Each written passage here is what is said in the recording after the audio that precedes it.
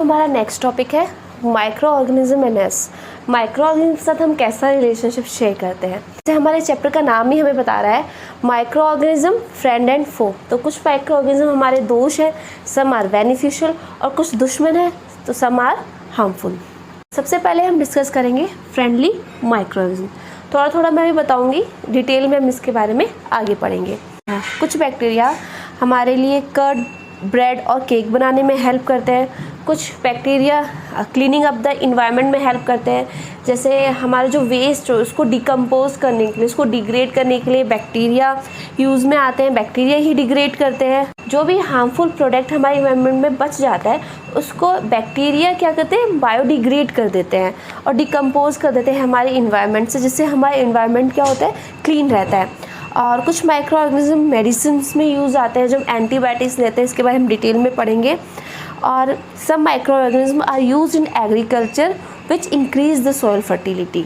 अब हम इन सब के बारे में डिटेल में पढ़ेंगे। Bacteria use in making of curd and bread.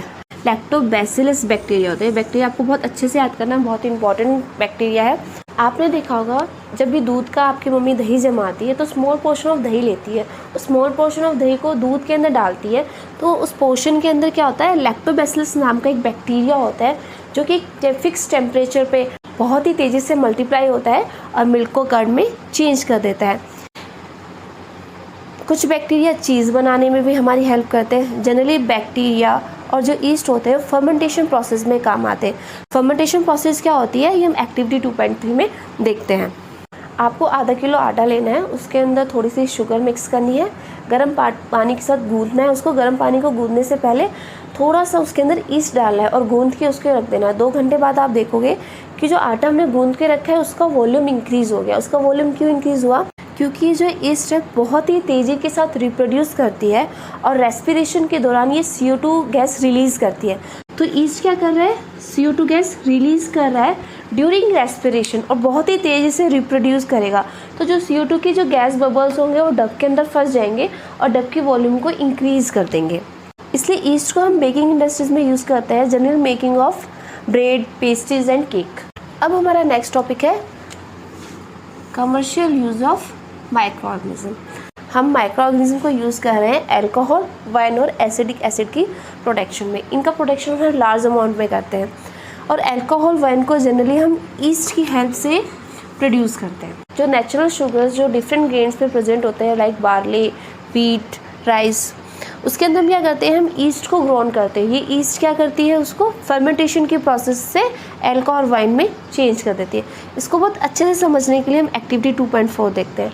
Activity 2.4 में हमें क्या करना है, हमें आधा लीटर का बीकर लेना है, उसके अंदर 3/4 पानी भरना है और उसके अंदर 2-3 टीस्पून हमें शुगर की मिक्स करनी है। फिर उसके अंदर ईस्ट पाउडर डाल देंगे। उसको कवर करने के बाद हमें 4 से 5 घंटे में एक डार्क प्लेस में रखना है और जब हम वो कवर हटाएंगे तो हमें उसके अंदर से एक स्मेल आने लगेगी और वो स्मेल किसकी होगी, अल्कोहल की वो स्मेल होगी। इस प्रोसेस को हम बोलते हैं फर्मेंटेशन, क्योंकि ईस्ट की वजह से शुगर किस में कन्वर्ट हो रहा है, अल्कोहल में, और इसी प्रोसेस को हम फर्मेंटेशन कहते हैं। The process of conversation of sugar into alcohol, sugar को अल्कोहल में चेंज करना इज कॉल्ड फर्मेंटेशन। और फर्मेंटेशन को लुईस पैस्चर ने 1857 में डिस्कवर किया था। अब हमारा नेक्स्ट टॉपिक है medicinal use of micro organism. आपने देखा होगा जब भी आप बीमार पड़ते हो तो आपके डॉक्टर्स आपको एंटीबायोटिक देते हैं। किसकी फॉर्म में, टैबलेट्स, कैप्सूल, इंजेक्शन की फॉर्म में आपको एंटीबायोटिक देती है। और ये एंटीबायोटिक होते क्या हैं, एंटीबायोटिक भी एक तरह के माइक्रो ऑर्गेनिज्म होते हैं जो हमारी बॉडी में इंट्रोड्यूस किए जाते हैं, जो किल करते हैं, स्टॉप करते हैं ग्रोथ ऑफ द हार्मफुल और disease causing microorganism. Medicine which kill और स्टॉप, याद रखना है आपको, मेडिसिन विच किल और stop the growth of disease causing micro organism. तो एंटीबायोटिक भी एक माइक्रो ऑर्गेनिज्म होते हैं जो हमारी बॉडी में इंट्रोड्यूस करते हैं, जो किल और स्टॉप करते हैं किसकी ग्रोथ को, डिजीज काजिंग माइक्रो ऑर्गेनिज्म को। एंटीबायोटिक जनरली हम बैक्टीरिया और फंजाई की हेल्प से ही बनाते हैं। इसके एग्जाम्पल हैं स्ट्रिप्टोमाइसिन और इथ्रोमाइसिन। आपको ये दोनों एग्जाम्पल याद होनी चाहिए। अगर एंटीबायोटिक डेफिनेशन आपके एग्जाम में पूछी जाती है तो आप उसको विद एग्जाम्पल एक्सप्लेन करोगे। तो फर्स्ट एंटीबायोटिक हमारी पेनिसिलिन है। ये भी एक एक्स्ट्रा नॉलेज है, आपको पता होनी चाहिए कि फर्स्ट एंटीबायोटिक पेनिसिलिन है जो अलेक्जेंडर फ्लेमिंग ने डिस्कवर की थी। हुआ क्या था, जब अलेक्जेंडर फ्लेमिंग अपने ग्लास प्लेट्स में बहुत सारे डिजीज़ कॉजिंग माइक्रो ऑर्गेनिज्म को रखे हुए थे, तो उन्होंने देखा कि उनकी एक ग्लास स्लाइड में जो डिजीज़ कॉजिंग माइक्रो ऑर्गेनिज्म है उनकी ग्रोथ रुक गई है और जो थे वो भी क्या हो गए, मर गए हैं। तो जब उन्होंने माइक्रोस्कोप में से बहुत ध्यान से देखा तो जो माइक्रो ऑर्गेनिज्म किल कर रहे थे, स्टॉप कर रहे थे डिजीज़ कॉजिंग माइक्रो ऑर्गेनिज्म को, तो उन्होंने उनको नाम दिया पेनिसिलिन। हमें ये पता है कि बैक्टीरिया फंजाई से एंटीबायोटिक बनाए जाते हैं, जो स्पेसिफिक माइक्रो ऑर्गेनिज्म उन्हें ग्रो किया जाता है और उनको एंटीबायोटिक की फॉर्म दी जाती है। जब एक डिजीज़ कॉजिंग माइक्रो ऑर्गेनिज्म हमारी बॉडी में एंटर करता है तो हमारी बॉडी उसे लड़ने के लिए एंटीबॉडीज़ प्रिपेयर करती है। जनरली हम एंटीबॉडीज़ को आर्मी ऑफ द बॉडी बोलते हैं। जैसे हमारी आर्मी हमारी कंट्री को बाहर के आक्रमण से प्रोटेक्ट करती है, उसी तरह एंटीबॉडीज़ भी हमारी बॉडी की आर्मी होती है जो कि डिजीज़ कॉजिंग माइक्रो ऑर्गेनिज्म से हमारा प्रोटेक्शन करती है।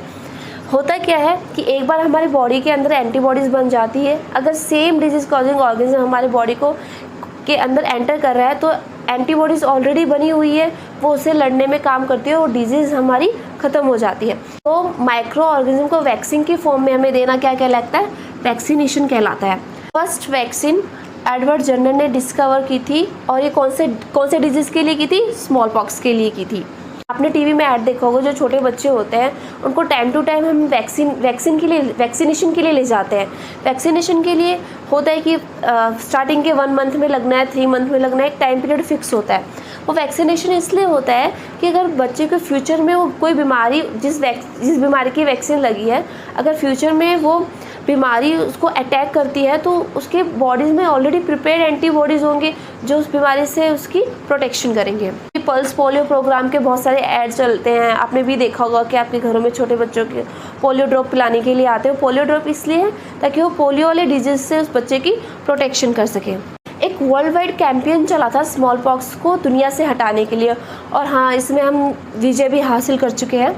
अभी लार्ज स्केल में माइक्रो ऑर्गेनिज्म से बहुत सारी वैक्सीन्स बन रही है जो कि प्रोटेक्ट कर रही है ह्यूमंस को और एनिमल्स को from different disease causing micro organism. आप अपने बुक के फिगर 2.7 में नाइट्रोजन फिक्सेसर साइनोबैक्टीरिया की पिक देखेंगे। ये क्या है, ये बायोलॉजिकल नाइट्रोजन फिक्सेसर है। बायोलॉजिकल नाइट्रोजन फिक्सेसर क्या होता है, एटमॉस्फेयर में जो नाइट्रोजन होते हैं तो कुछ बैक्टीरिया एटमॉस्फेरिक नाइट्रोजन को फिक्स कर देते हैं सॉइल के अंदर और उसकी फर्टिलिटी को इंक्रीज़ कर देते हैं, और इनको हम बोलते हैं बायोलॉजिकल नाइट्रोजन फिक्सेसर। जो हमारे वेस्ट प्रोडक्ट्स होते हैं, प्लांट्स, वेजिटेबल्स एंड फ्रूट्स को हमें क्या करना है, उसमें गड्ढा खोदना और उसके अंदर रखना है। तो इससे क्या हुआ, जो भी हमारा वेस्ट था वो डिकम्पोज होके एक यूज़फुल प्रोडक्ट में चेंज हो गया और हमारा इन्वायरमेंट क्लीन हो गया। इसको बहुत अच्छे से समझने के लिए हम एक्टिविटी 2.5 देखते हैं। एक्टिविटी 2.5 में हमें 2 पोट लेने हैं, मिट्टी से भरे हुए पोट ए और दूसरा पोट है हमारा बी। इस पोट के अंदर तो हमें ऐसे रखना है, प्लांट्स, वेजिटेबल, फ्रूट्स, ऐसे वेस्ट रखने हैं, और इसके अंदर हमें पॉलीथीन जो कि बायोडिग्रेड्स नहीं हो सकती वो चीज़ें रखनी है। 3-4 हफ्ते बाद आप देखोगे कि पोट ए में जो आपने चीज़ें रखी थी, प्लांट्स, वेजिटेबल्स, फ्रूट्स की वेस्टेज रखे थे, वो मैन्योर में चेंज हो गए, और पॉलीथीन, प्लास्टिक, ऐसी चीज़ें मैन्योर में चेंज नहीं हुई हैं। ये सारे मैन्योर में चेंज हुए by the action of microbes and bacteria. एक यूजफुल प्रोडक्ट में चेंज होने की वजह से इन्होंने हमारा इन्वायरमेंट क्लीन कर दिया है, बट पॉलीथीन, प्लास्टिक, ऐसी चीज़ें जो कि डिकम्पोज नहीं है हमारे इन्वायरमेंट को गंदी कर रही है। तो हम देख सकते हैं कि माइक्रोब्स कैसे हमारे लिए यूजफुल हैं हमारे इन्वायरमेंट को क्लीन रखने के लिए। आपने देखे होंगे आपके आसपास के इन्वायरमेंट में जो डेड ऑर्गेनिक मैटर्स होते हैं, प्लांट्स और एनिमल्स, कुछ जानवरों की हड्डियाँ पड़ी रहती हैं, कुछ प्लांट्स और एनिमल्स मर जाते हैं, तो एक टाइम पीरियड के बाद वो गायब हो जाते हैं, हमें दिखते नहीं है। क्यों? क्योंकि जो डेड ऑर्गेनिक मैटर्स होते हैं प्लांट्स और एनिमल्स को, तो बैक्टीरिया उनको डिकम्पोज कर देते हैं और बहुत ही सिंपल सब्सटेंस में उनको चेंज कर देते हैं, और इन सिंपल सब्सटेंस को प्लांट्स एंड एनिमल्स दोबारा यूज़ कर लेते हैं। इसलिए हम बोलते हैं कि माइक्रो ऑर्गेनिज्म हमारे लिए बहुत यूज़फुल है, क्योंकि उन्होंने डेड ऑर्गेनिक मैटर्स को बहुत ही सिंपल सब्सटेंस में चेंज कर लिया, तो हमारे इन्वायरमेंट को भी क्लीन कर देगी, प्रोडक्ट्स भी कम हो गए, और जब इसको यूज़फुल प्रोडक्ट्स में चेंज करा तो दोबारा उसको प्लांट्स एंड एनिमल्स ने यूज़ कर लिया। होप सो ये चैप्टर आपको बहुत अच्छे से समझ में आएगा। इस चैप्टर के नेक्स्ट टॉपिक हम हमारे नेक्स्ट वीडियो में लेकर आएंगे, जो कि इस चैप्टर का पार्ट 2 होगा। जब तक के लिए bye and have a good day.